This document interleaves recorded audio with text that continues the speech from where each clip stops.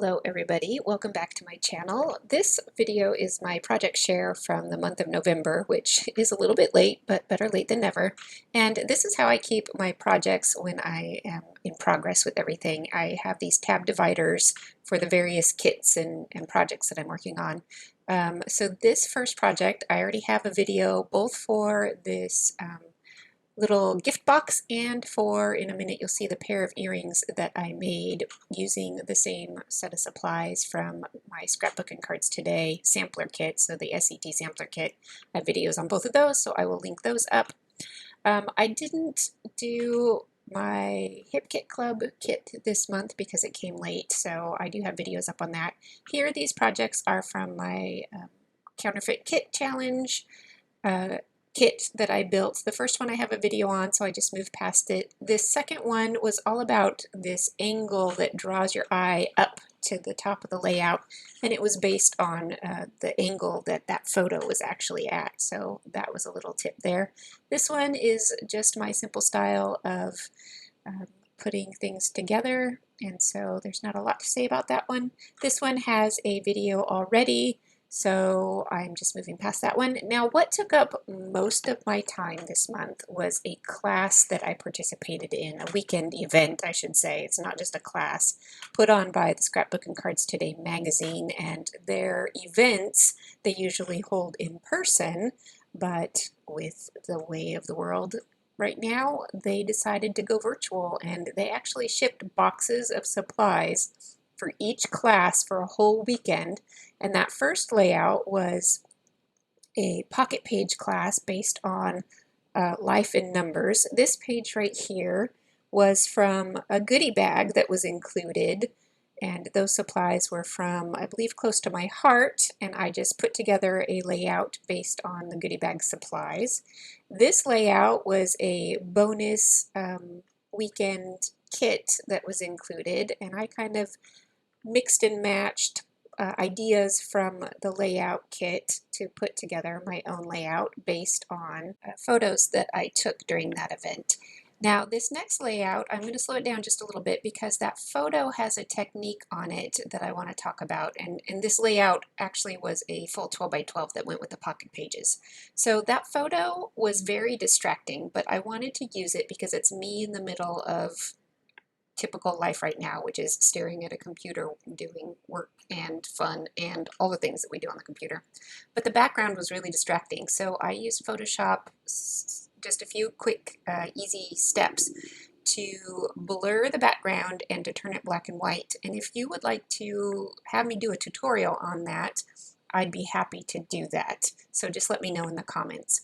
So moving on, this was another class, and I'm going to put on the screen the instructors for each class because it's going a little faster than I have time to say. So this one was about using collage techniques to create embellishments, and there were a couple of other layouts for this class that we will get to. So that one I just created some hearts and did some messy stitching on them in some gold thread from my sewing machine, which of course is totally optional, but I had fun, and I even created little mini hearts with leftover bits from the collage elements. Now here was the main page from this class, which was a giant collage circle, and it did take a little while, but it was a little meditative in terms of just tearing all these little pieces and putting them together.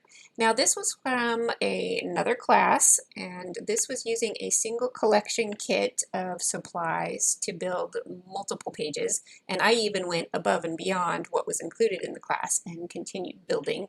So even just with simple pattern paper and stickers, you can build some lovely pages. This one was from the same class, and it used the idea of columns to kind of separate out smaller stories within a larger story. Moving on, this was another single page layout from the class, and this was all autumn themed, so I've got some pictures of my kiddos carving pumpkins. I say kiddos, but the one in this photo is actually 18, so she's not a kiddo anymore. She still enjoys carving pumpkins.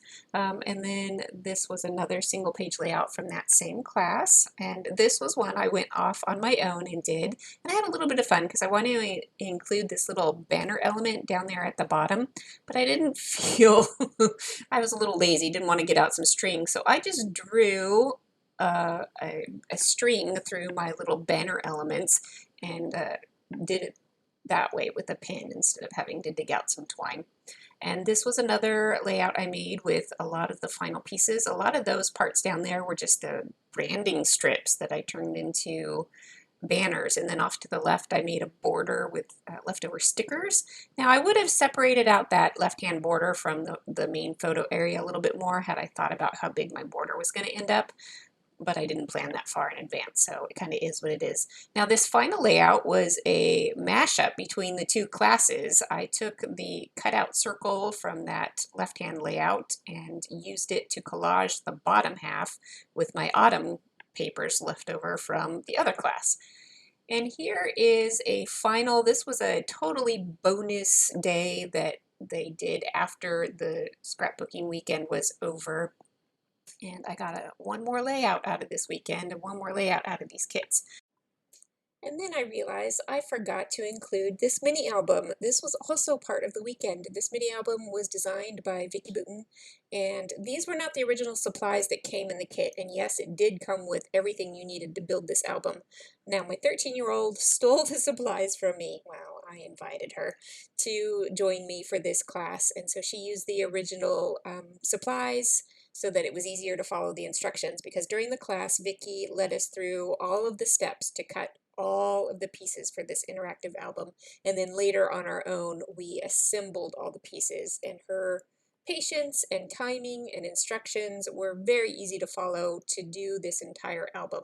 And so I didn't want to forget to include this wonderful part of this weekend. So there were prizes, there were goodie bags, there were guest tutorials and shopping and just so much more. So this was a fun event. I will have a link. They're doing another event in April, so I will have a link to that for you if you want to get in on the fun next time. Now, those classes, the event does fill up quickly, so if you're interested, you'll need to register as soon as possible. And that is it for this time. I will be back the rest of the month with a lot of family-friendly craft projects surrounding Christmas time. So if you're interested in that, be sure to check out my playlist, and I will keep adding to that playlist through the month of December. Thanks for joining me, and I will see you next time.